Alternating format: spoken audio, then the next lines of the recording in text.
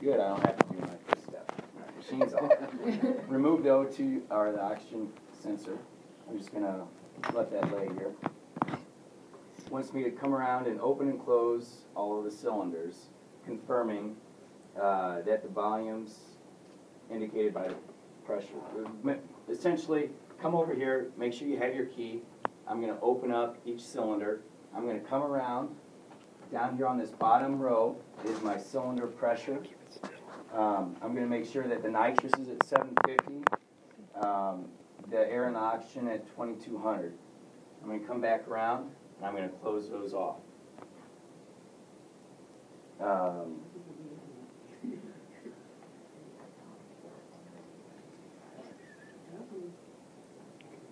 I'm going to verify that there's no leaks, okay? So when I open and close those, I shouldn't hear any kind of hissing or leaking around.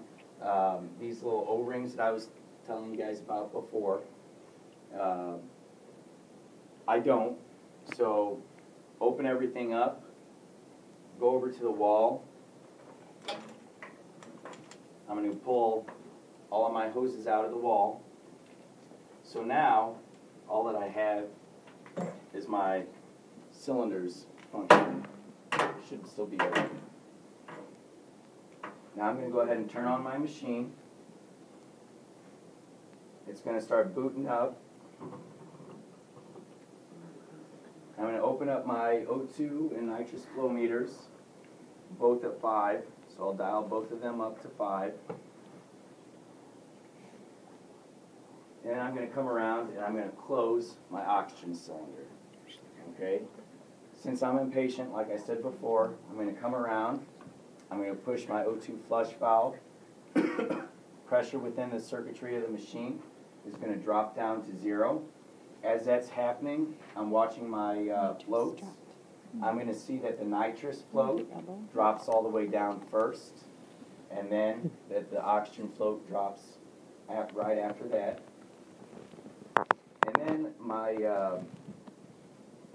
O2 failure alarm is going to start chirping, okay? It's going to start whistling at me.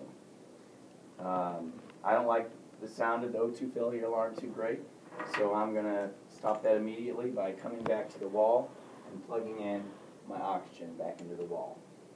That should cease the oxygen failure alarm. If I come back around, I'll notice that my wall pressure is back up to 50. So at this point, we're going to close the nitrous cylinder and allow that pressure to drop to 0. Okay, so I come back around here, shut the nitrous off, and then essentially what he wants us to do is allow that pressure here in the cylinder to drop from 750 back down to 0. How do you do that? Well, you just turn it on. Okay, because you're not plugged. Your blue's not plugged into the wall, but you just turned your cylinder off. You turn that nitrous up. Eventually, it's going to take a little bit, but the pressure will fall to 0. Okay, and then you can go plug. Is that what he says next? Plug. Reconnect all remaining hoses. So my air and my nitrous I plug back in. You really should never have to take the suction off. White suction, right? You guys know that? Come back around. I'm checking for 50 psi at the wall pressure for all of these. And now is where I'm going to make sure that my hypoxic guard is working correctly. You guys remember talking about hypoxic guard. The way I check that is I turn my nitrous up. Hopefully my oxygen increases in a 70-30 ratio, and then I turn my oxygen all the way down to 0, and as I watch my nitrous fall back down.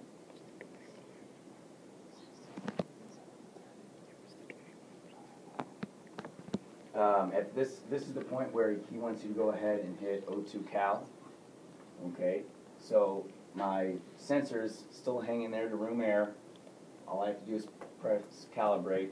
Like I said, it takes a couple minutes for this to actually happen, but you can continue on and do some other things while that's calibrating. Now we're going to test the positive pressure circuit leak test. This is What you do last. what I do last, right? And in fact, because of the order all this is in, while my O2 sensor is still calibrating, I have to sit here and wait 2 or 3 minutes until it's done so I can plug that back in there to do my positive pressure leak test. So again, to do that, thumb over the Y piece. All of your flows should be off, okay? If you're running flows, that can mask a leak, right? So all of your flows off. Tighten down that APL valve all the way. Hit your O2 flush valve. Oxygen is rushing into your bag 50 liters per minute.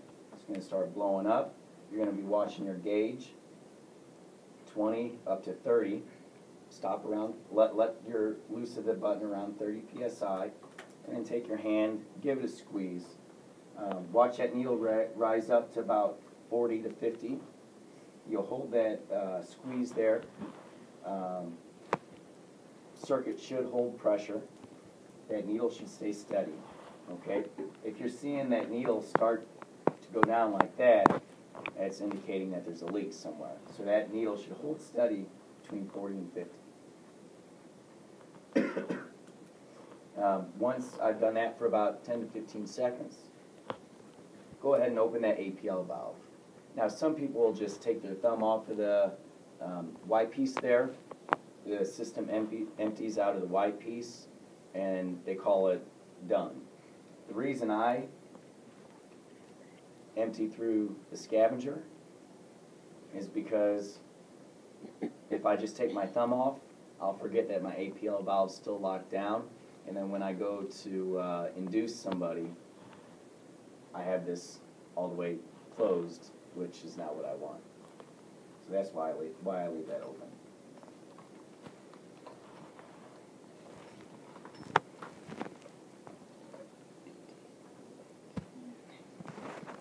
Let's see, where are we?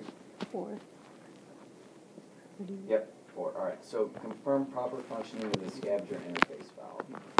Okay, so that's all we say on here. We don't tell you how to do it, right?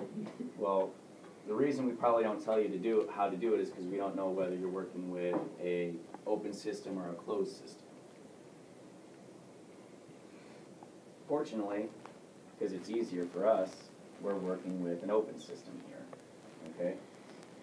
So I want to come around here, adjust my suction, make sure that my float is right in between the lines.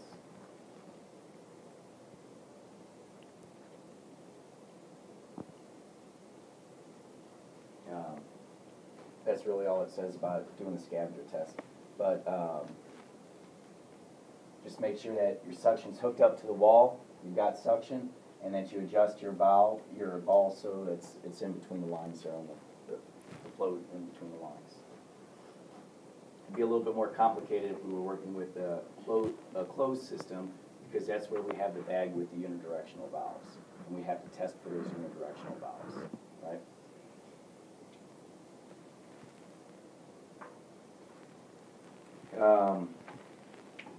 Now is where we're going to attach a bag to the end of the breathing circuit. So, because we're going to bypass this entire arm of the bag arm, we can just use that bag. We flip this over to ventilator. We flip this onto ventilator. I make sure that I have my respiratory rate, I to E's, and FiO2 dialed in, my tidal volume set. Really, I should have done all that before I turned them on the ventilator, but you get the point, right? Put the bag on here, adjust your tidal volume, your respiratory rate, your O2 flows, and then go ahead and turn the ventilator on, okay? So now you're going to see those bellows start to rise and fall. You can hit this O2 flush valve here a couple times to fill up your bag a little bit quicker. And you're just going to kind of put that bag underneath your arm here, and it's going to lift up your arm, and then, you know, etc. You're going to pull off the bag from the end, and then up here flashing somewhere, it's going to say ventilator disconnect alarm. So it's going to start barking at you. That would be a sign that maybe your circuit became disconnected from the endotracheal tube. Maybe your endotracheal tube came out of the airway. Maybe one of the corrugated tubing became disconnected. All can cause ventilator disconnect alarm to go off. I always run, when I do this test, I always turn my O2 up to 10 liters per minute. So now that I'm done with that, I turn the ventilator off by the two switches here. I'm going to turn my oxygen flow meter off.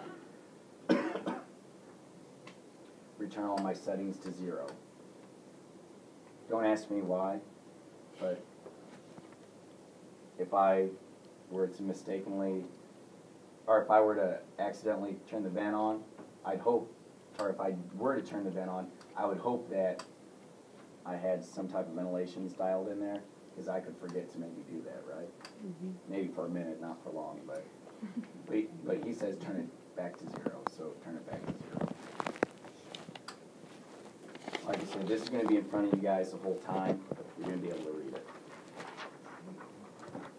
So that's the extent of your machine checkout. He goes on to list some general stuff. Now, don't forget to say this stuff, because this is just as important as well. You want to tell him that you've checked your suction setup. So how do you check it? Well, it's there, it's on, it's working, it's within reach. Okay. Check the soda line, change it discolored. Check the volatile agent levels and fill if necessary. Make sure that you have your ambu bag available.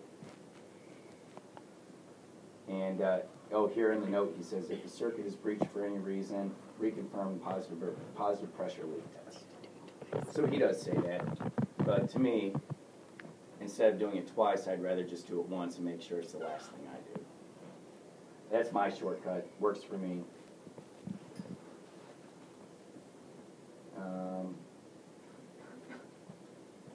And then he goes on to explain the negative pressure leak test, if you guys wish to do it. He said it's not required for the test out, and it's optional. And it's going to confirm the patency of the valves from the fresh gas outlet back to the regulators, including the vaporizers. This is the test that most newer machines do on their own. This machine does not. And I'll quickly explain how to do that again real quick. So this will pop off. You pull your fresh gas hose, or your common gas outlet, pull that on out of there. You'll have a bulb syringe. You compress the bulb syringe, stick it on in there, let it fill back up. You compress it and stick it back in a couple more times until that bulb syringe is staying compressed. At that point, you come over and you turn on your first vaporizer. What you would expect to see is that bulb start to reinflate. Okay? So squeeze that bulb again, quickly stick it back in there, and it should hold pressure this time.